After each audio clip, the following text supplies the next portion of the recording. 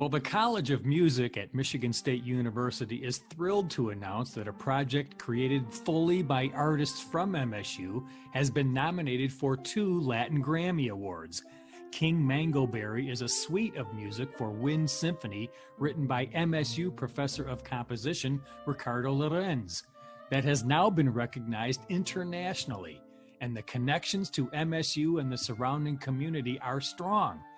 In addition to Ricardo, this recording is performed by students in the MSU Wind Symphony, conducted by MSU Professor of Music Kevin Sedetol, produced by MSU Assistant Professor of Music David Thornton, arranged by MSU Music alumnus Travis Higa, and recorded locally by MSU Music alumnus Sergei Kvitko.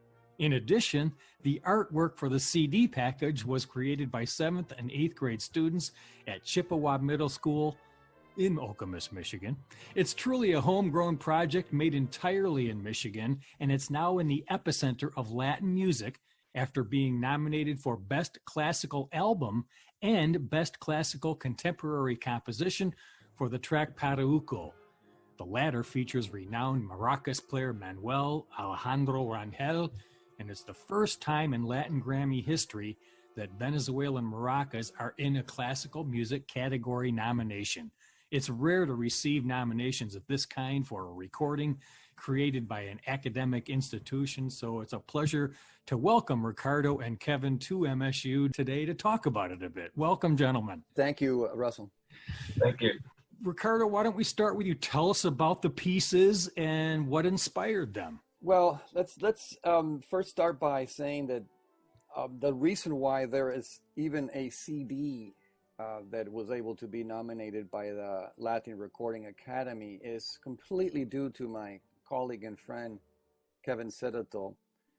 He has been creating a series of CD, I would call them monograph CDs or albums where he features a single composer. And I was extremely lucky to have Kevin decide to do one devoted to my music. That's why we have a CD first and foremost. So this is the brainchild of Kevin. So the CD is it shows a good chunk of my creative output. All of it influenced and impacted by my friendship and collaboration with Kevin. I've been at MSU for 15 years, and so has Kevin. So we pretty much came to MSU at the same time. Am I right, Kevin? Yeah. Yeah. So that's I think really important to point out that if it wasn't for this collaboration, there wouldn't be a CD. Now, one of the pieces in the CD, there are 3 of them, is a piece that I wrote actually 20 years ago, but it has slowly evolved into a new version of this piece, and this is Pataruco, the Maracas Concerto. Originally, it was a piece for a symphony orchestra, and after being performed by many orchestras around the country and the world, finally, one of the doctoral students of our conducting program, a wind conducting program, as part of this amazing project that Kevin has that encourages his students to do transcriptions of pieces that are not originally for wind symphony, decided to take on Pataruco. And I had the most wonderful experience sort of mentoring him through the process. And in the end, what came out is a version of the piece that I almost like better in many ways than the original. So now it has new life, and it's also in the CD. And we were very lucky to be able to bring from Venezuela, directly from Venezuela, wonderful percussionist, maraca player Manuel Rangel, to be featured in the album. So that's the one piece that I composed before my years at MSU. But the other 2, including King Mangoberry, 5 allegories for wind symphony, were composed while at MSU, and due to, again, my friendship collaboration with not only Kevin, but another wonderful colleague who is no longer with us, but he's now the director of bands at South Carolina, University of South Carolina, in Columbia. Cormac Cannon, and he's responsible for commissioning and the creation of King Mangoberry that gives the name to the name to the title of the CD. This has been something that we've wanted to do for a long time. Early on in my time at Michigan State, I asked Ricardo to write a piece. Well, it was a collaboration with the American Bandmasters Association called El Muro, which we premiered at the National College Band Directors Association convention in 2000. What was it, Ricardo? 9? 8 or 9, yes. I think it was 8. Yeah. And which is a terrific piece and got won great acclaim and has been performed quite a bit across the country. And I was just, as most things work in our world, by coincidence, I just happened to be at the University of South Carolina for the premiere of King Mangoberry at South Carolina. I was in the audience. I heard the very first performance of it. And I immediately called Ricardo after that and said, we're going to record this, because the music was so compelling and so fresh and colorful and unique. Didn't sound like, well, I don't even know what regular band music sounds like anymore, but definitely a very, very unique voice. So I told him, like, well, we are definitely going to record this. And then at the same time we were talking about this, I knew that my student, Travis Higa, was looking for a project, and we started talking to Ricardo about this Maracas Concerto, and he had this crazy idea that it might become a really great wind piece. So we all started working on this together. We recorded King Mangoberry first in the fall of the year while Travis and Ricardo were working on the transcription. And then we recorded Pataruco in March of the following spring, and brought Manuel in to solo with us. So it was just, it's kind of a very natural thing. I always wanted to make a CD of Ricardo's music. We just had to get more music to do a full CD for Winds. So that was kind of I guess the dream behind all of this. And now it's turned into something far bigger than maybe either one of us thought it was going to be. But man, it's just been fantastic. The College of Music, though, is known for that excellence, and it, as well as a lot of MSU, has that collaborative culture you're talking about. Isn't that right? Oh yes, for sure. I can attest to that, and definitely the collaboration between the composition department and the performance, the different performance areas, is very tight, particularly with the WIN program. And that stems from the fact that I always say, and I learned this as soon as I got to MSU, because I came from other schools that were not so focused on wind symphony music. But I've been saying it since I got to MSU that the wind conductors and the wind symphony is the greatest friend of the composer these days. It is the vehicle by which a composer now proves himself.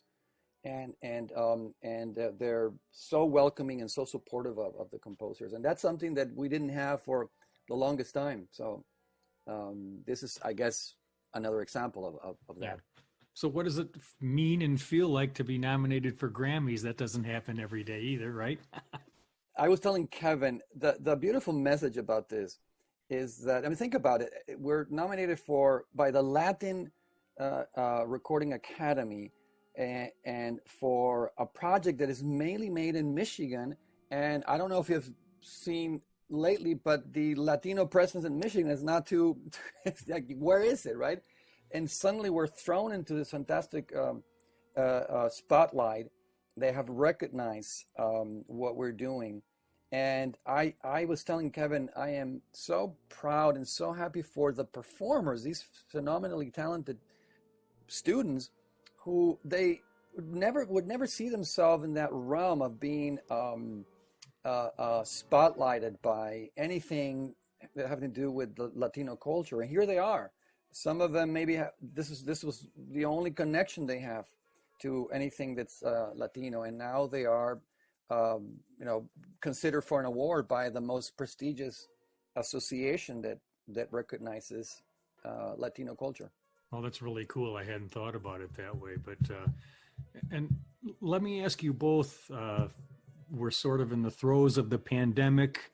How is that impacting you both as you try to continue your teaching? And I know the College of Music, some students are actually back because there's no other way to do it, but just talk a little bit about how you personally as professors and the college is evolving in these perilous times. Of course, we have no undergraduate students on campus really, except that the College of Music has gotten permission for our undergrads to come into the building so they can practice. And it's very regimented. There's a ton of protocol that they've got to go through to make sure that things are safe. But the provost has recognized that our students are unique in that way, that they've got to have the capability to practice in a space that allows them to do that. So we do have a certain number of graduate students that are coming into the building, and currently there are about 30 that are performing, that are volunteering to perform because they just want a live experience. So we can put in our new rehearsal spaces, which are just fantastic to have, we can put in our largest room, we can put 15 seated players, 9 feet apart from each other, both side to side and front to back. They have to all be facing forward, not curved in at all. And then we can have 2 to 3 percussionists plus piano and harp, if that's what it calls for, or double bass. But they're having to perform in kind of very weird circumstances. Many of them have to wear a mask while they play, brass players. All of them have some kind of covers on their bells to reduce the aerosol. As conductors, we're standing behind a big plexiglass shield. We conduct with masks on. It's just very, very strange, but the want to make live music makes us do crazy things, I guess. We're going to do what we have to do in order to perform. I will say that the students have just been fantastic about following the right protocols. And if someone feels like that they have been exposed, there's an immediate call that goes out and that person will quarantine. Luckily, we haven't had to deal with that very much at all over the last 2 months.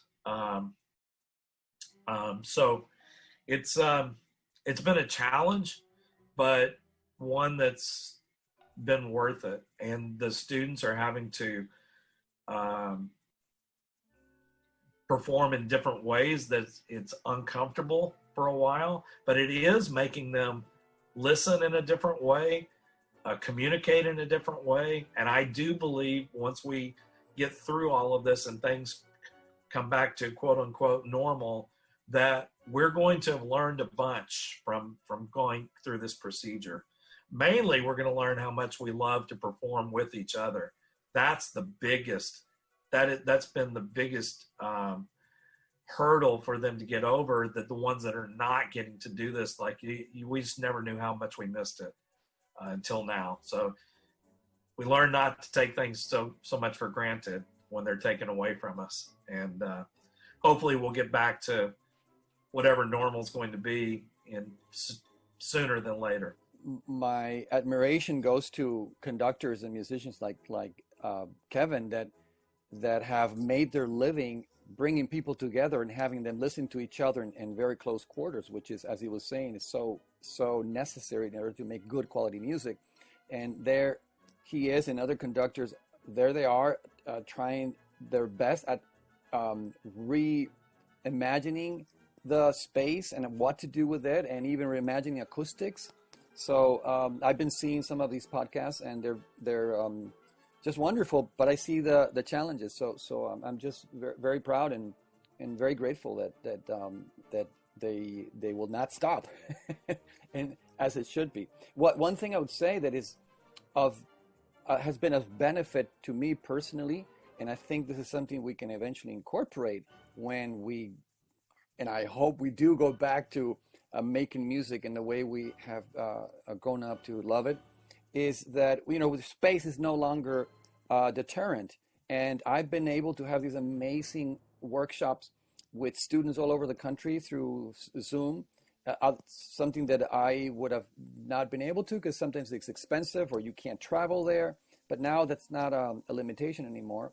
So I've gotten to be part of wonderful conversations with composers also that I would have never been in the same space with them if it wasn't for this new opening to technology.